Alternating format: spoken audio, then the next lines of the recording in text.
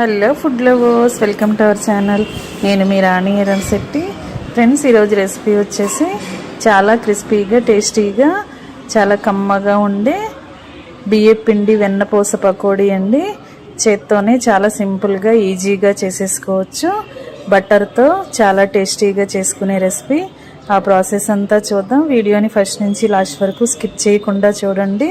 అలాగే ఛానల్ని first time watch చేసిన వారు సబ్స్క్రైబ్ చేసుకుని పక్కనే ఉన్న బెల్ బటన్ క్లిక్ చేయండి. నేను పెట్టబోయే రెసిపీస్ అన్నీ డైలీ మీ ఫోన్కి నోటిఫికేషన్కి వస్తాయి కదా, ఓపెన్ చేసి చూడండి. సింపుల్ ప్రాసెస్తో టేస్టీ రెసిపీస్ని చూపిస్తాను. వంటింట్లో ఎక్కువగా శ్రమ అనేది లేకుండా ఇన్స్టెంట్గా కుక్ చేసుకునే రెసిపీస్ని చూపిస్తాను. అన్నీ కూడా మీకు నచ్చితే చిన్నపిల్లలకి, పెద్దవాళ్ళకి చాలా ఈజీగా తినే రెసిపీస్ చూపిస్తానండి. ఇంకా ప్రాసెస్లోకి వెళ్ళిపోదాం. ముందుగా ఒక వెడల్పుగా ఉన్న గిన్నెను మిక్సింగ్ బౌల్ తీసుకోండి. దానిలోకి జల్లెడ పెట్టుకుని 2 కప్పుల పొడి బియ్యం పిండి వేసుకోండి.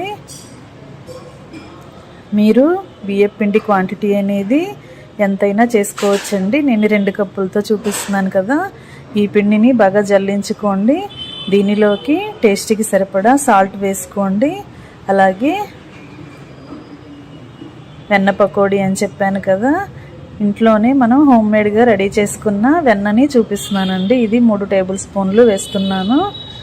పిండి క్వాంటిటీని బట్టి మీరు వెన్నని అడ్జస్ట్ చేసుకోండి. అలాగే సన్నగా చిన్న చిన్న ముక్కలుగా కట్ చేసి పెట్టుకున్న కరివేపాకు వేయండి. ఇప్పుడు చిన్న రోలు తీసుకుని 1 టీ స్పూన్ జీలకర్ర వేసుకోండి. మీ ఘాటుకి తగ్గట్టుగా పచ్చిమిర్చిని యాడ్ చేసుకోండి. నేను ఒక 6 పచ్చిమిర్చిని వేసి జీలకర్ర పచ్చిమిర్చిని బరకగా గ్రైండ్ చేస్తున్నాను. ఇలా నూరుతున్నానండి. మీరు ఈ ప్రాసెస్ని మిక్సీ జార్లో అయినా చేసుకోవచ్చు, కానీ ఎక్కువగా పేస్ట్ లాగా అవ్వకుండా ఇలా ముక్కలు ముక్కలుగా మనం దంచినట్లయితే మనం తింటున్నప్పుడు ఆ ఫ్లేవర్ అనేది బాగా తెలుస్తుంది. ఈ విధంగా దంచిన జీలకర్ర పచ్చిమిర్చి పేస్టుని ఇలా మనం రెడీ చేసి పెట్టుకున్న బియ్యం పిండిలో వేసేసుకుందాం. ఇలా తీసి వేసుకున్నాం కదా. ఇప్పుడు మనం వేసిన సాల్టు, వెన్న, జీలకర్ర, అలాగే పచ్చిమిర్చి పేస్ట్ అంతా కూడా పిండికి బాగా పట్టించి కొంచెం కొంచెంగా వాటర్ని పోసుకుంటూ పిండిని కలుపుదాం. ఒక అరగంట ముందుగా నానబెట్టుకుని బాగా కడిగిన శనగపప్పు వేస్తున్నానండి. శనగపప్పు కానీ పెసరపప్పు కానీ నానబెట్టుకుని వేసుకోవచ్చు. మనం తింటున్నప్పుడు శనగపప్పు పలుకులు అనేవి అక్కడక్కడ తగులుతూ టేస్ట్ చాలా బాగా తెలుస్తుంది. ఇప్పుడు కొంచెం కొంచెంగా వాటర్ పోసుకుంటూ పిండిని ఇలా చపాతీ ముద్దలాగా ప్రిపేర్ చేయండి. ఇలా రెడీ చేసి పెట్టుకోండి. ఈ విధంగా కలిపి పెట్టుకున్నాం కదా. ఇప్పుడు ఒక ప్లేట్కి లోపలంతా కూడా ఇలా బ్రష్తో కానీ చేత్తో కానీ ఆయిల్ని అప్లై చేయండి. ఇలా ఆయిల్ అప్లై చేసిన ప్లేట్కి మనం కలిపి పెట్టుకున్న పిండి నుండి చిన్న చిన్న ముద్దల్ని ఇలా తీసుకుని అరచేతిలో వేసుకుని ఇలా పొడవుగా స్టిక్స్ లాగా చేయండి. ఇలా పొడవుగా రోల్ చేసుకుని నేను చూపించిన ప్రాసెస్ని కరెక్ట్గా చూడండి.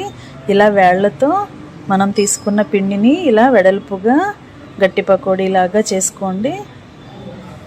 మనం షాప్స్లో కొనుక్కుంటూ ఉంటాం కదా, స్వీట్ షాప్లో కొనుక్కుంటూ ఉంటాం. ఇలా గట్టి పకోడీ, మెత్తని పకోడీ అని చేసుకుంటూ ఉంటాం కదా. ఇలా మనం వేళ్లతోనే ఒత్తినట్లయితే ఈ పకోడీ షేప్ అనేది వస్తుంది. ఈ విధంగా చేసుకోండి. 1-2 చేసిన తర్వాత మనం చాలా ఈజీగా ఇవన్నీ కూడా చేసేసుకోగలుగుతాం. ఇప్పుడు మనం కావలసిన సైజులో చేసుకోవచ్చండి. కొంచెం పొడవుగా చేసుకున్నట్లయితేనే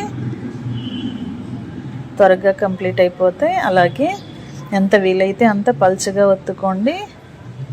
పల్చగా ఒత్తినట్లయితే మనం డీప్ ఫ్రై చేసినప్పుడు చాలా ఫాస్ట్గా కుక్ అయిపోతాయి. అలాగే తింటున్నప్పుడు కూడా చాలా క్రిస్పీగా, టేస్టీగా అనిపిస్తాయి. లోపల పచ్చి పచ్చిగా లేకుండా చాలా త్వరగా కుక్ అయిపోతాయి.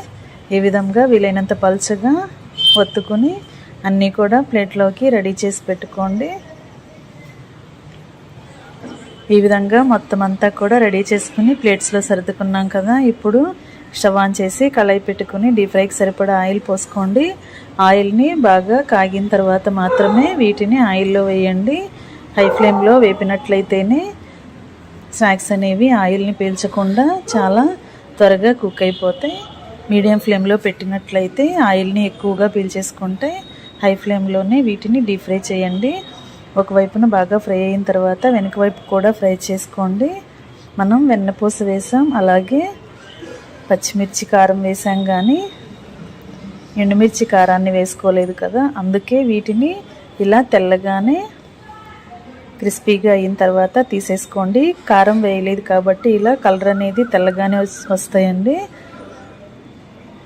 ఇలా తెల్లగా ఉన్నా కూడా అవి ఈజీగానే కుక్ అయిపోతాయి. మీరు క్రిస్పీగా అయిన తర్వాత వెంటనే ఆయిల్ నుండి తీసేయండి. ఇదే విధంగా మిగిలిన వాటిని కూడా రెండవ వాయిలాగా వేసుకుని వాటిని కూడా రెండు వైపులా ఈవెన్గా ఫ్రై చేసుకోండి. ఫ్రెండ్స్, ఛానల్ని ఫస్ట్ టైం వాచ్ చేసిన వారు సబ్స్క్రైబ్ చేసుకుని పక్కనే ఉన్న బెల్ బటన్ క్లిక్ చేయడం మాత్రం మర్చిపోకండి. నేను పెట్టబోయే రెసిపీస్ అన్నీ డైలీ చూడండి. ఈజీ రెసిపీస్ని సింపుల్ ప్రాసెస్తో అన్నీ కూడా మన ఇంట్లో ఉన్న ఇంగ్రీడియంట్స్తోనే, తక్కువ ఇంగ్రీడియంట్స్తోనే రెసిపీస్ అనేవి చూపిస్తాను. మీ అందరికీ అవి నచ్చుతాయి. ఇంకా మొత్తం అన్నీ కూడా డీప్ ఫ్రై చేసుకున్న తర్వాత స్టవ్ ఆఫ్ చేసుకుని ఇలా వేడివేడి వెన్న పకోడీని సర్వింగ్ ప్లేట్లోకి తీసుకుని ఫ్యామిలీకి, పిల్లలకి సర్వ్ చేయటమే. వీటిని చిన్న పిల్లలు, పెద్ద వయసు వారు కూడా చాలా ఈజీగా నమలొచ్చండి. మనం వెన్న వేసాం కదా, చాలా క్రిస్పీగా స్మూత్గా ఉంటాయి. చాలా చాలా టేస్టీ రెసిపీ అండి. అన్నీ కూడా చిన్నగా తక్కువ ఇంగ్రీడియంట్స్తోనే చేసేసుకున్నాం కదా. వెన్న పకోడీ అనేది కంప్లీట్ అయిపోయింది. వీడియో నచ్చినట్లయితే లైక్ చేయండి. మీ ఫ్రెండ్స్కి, ఫ్యామిలీ మెంబర్స్కి రెసిపీ షేర్ చేయండి. ఛానల్ని సబ్స్క్రైబ్ చేసుకుని పక్కనే ఉన్న బెల్ బటన్ క్లిక్ చేయటం మాత్రం మర్చిపోకండి. నేను పెట్టబోయే రెసిపీస్ అన్నీ డైలీ చూడండి. రెసిపీ నచ్చినట్లయితే మీ ఫ్రెండ్స్కి, ఫ్యామిలీ మెంబర్స్కి షేర్ చేయండి. వీడియో నచ్చితే లైక్ చేయటం మాత్రం మర్చిపోకండి. మీరు కూడా కుక్ చేసి మీకు ఎలా కుదిరాయో కూడా నాతో షేర్ చేసుకోండి. మరొక రెసిపీతో మళ్ళీ కలుద్దాం. Thanks for watching. నేను మీ రాణి ఎర్రంశెట్టి.